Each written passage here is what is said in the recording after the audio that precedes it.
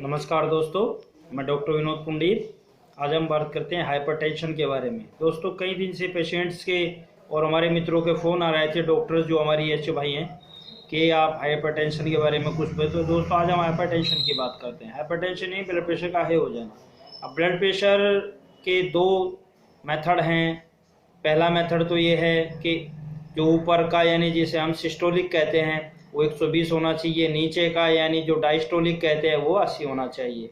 ऊपर का अगर 120 है तो उसका दो तिहाई का मतलब 120 गुणा 2/3 यानी 80 हमारा डायस्टोलिक हो गया।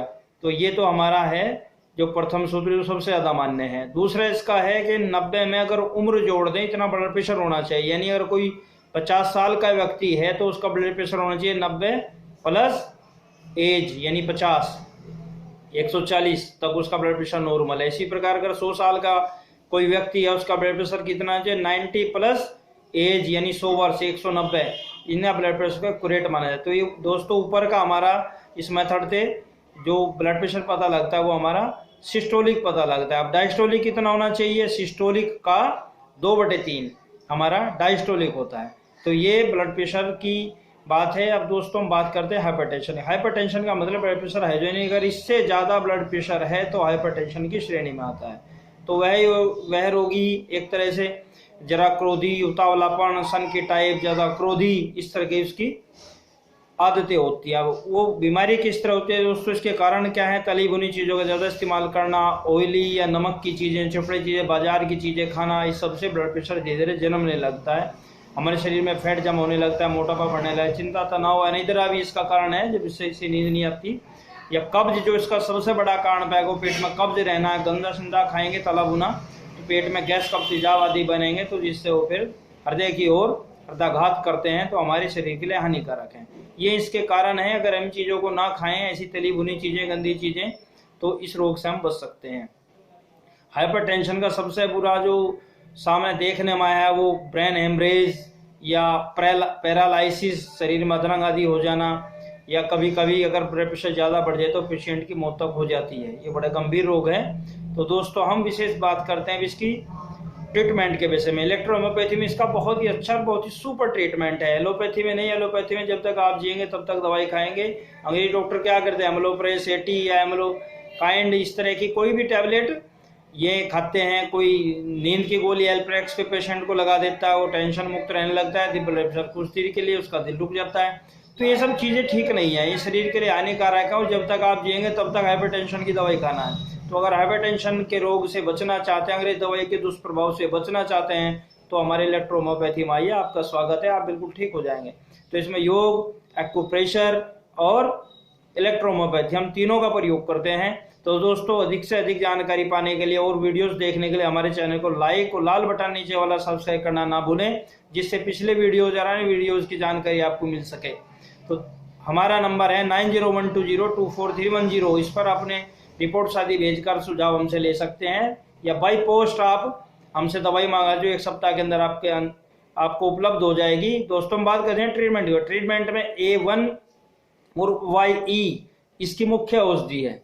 A1 और YE। YE जो येलो इलेक्ट्रिसिटी है वो हमें चिंता, तनाव, अनिद्रा A1 के साथ मिलकर इनसे दूर करती है तथा हमारे दिमाग में रिलैक्सेशन पैदा करती है। YE हमें चिंता मुक्त भी करती है और एक मन में जो शांति पैदा करती है YE। तो दोस्तों हम इस प्रकार इसका 30वां डायल्यूशन प्रयोग करते हैं। और इसके साथ साथ A1, BE या A6 किडनी में अगर प्रॉब्लम है, डायबिटीज का भी पेशेंट है, बहुत से हाइपरटेंशन के पेशेंट है, किडनी के हैं, डायबिटीज या डायबिटीज शुगर होने के कारण उसकी किडनी भी फेल्योर की स्थिति है, तो इसमें A1, BE और S6 का प्रयोग करते हैं 30वां डायल्यूशन।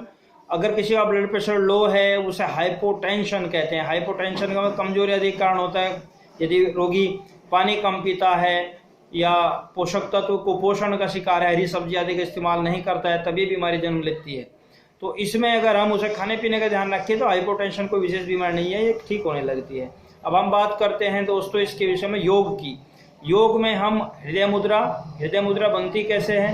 यानी पहले बनाइए ज्ञान मुद्रा, पहली उंगली और अंगूठा मिलाकर ज्ञान मुद्रा बनती है, फिर ये उंगली जड़ में आ गई और 2 उंगली यहाँ मिल गई और सबसे छोटी उंगली सीधी है, ये हमारी हृदय मुद्रा है। ये ब्लड प्रेशर या हृदय रोग के लिए बहुत अच्छी है। तो ये मुद्रा है हमारी। सुबह हल्का गर्म पानी पिएं, लहसुन की 1 आधी गोली भी खा सकते हैं, उससे भी आराम मिलता है। ये हमारा एक्यूप्रेशर की अगर हम बात करें दोस्तों, ये देखिए जो हमारी सबसे बड़ी उंगली है, अगर किसी का हाइपर टेंशन है तो दाहिने हाथ की सबसे बड़ी उंगली जहाँ स्पर्श करती है, ये हमारा एक्यूप्रेशर का पॉइंट है। बड़ी उंगली, सबसे बड़ी उंगली जहाँ स्पर्श करे, दाहिना हाथ बढ़े हुए ब्लड प्रेशर के लिए, हाइपरटेंशन के लिए, बीपी हाई के लिए, और अगर किसी का ब्लड प्रेशर कम रहता है तो छोटी उंगली ये वाले, ये सबसे बड़ी उंगली जहाँ स्पर्श करे बायां हाथ, यानी हाइपोटेंशन ब्लड प्रेशर कम है तो बायां हाथ, ब्लड प्रेशर हाई रहता है तो दाहिना हाथ, बड़ी उंगली जहाँ स्पर्श करे, ये सबसे बड़ी उंगली जहाँ स्पर्श करे वो हमारा मास्टर पॉइंट आया एक्यूप्रेशर। तो A1 और RE की पॉजिटिव डोज देते हैं हम हाइपोटेंशन बीपी कम के लिए, और या A1 और BE दे सकते हैं, या A3 और BE भी दे सकते हैं। आयुर्वेदिक औषधियों की अगर हम बात करें, सड़क के किनारे अर्जुन के पेड़ खड़े रहते हैं, साफ सुंदर जगह का स्वस्थ पेड़ लीजिए, उसकी छाल उतारिए, उसे पकाकर प्रयोग कीजिए, उससे भी हम हाइपरटेंशन की जो रोग है इससे मुक्त हो सकते हैं।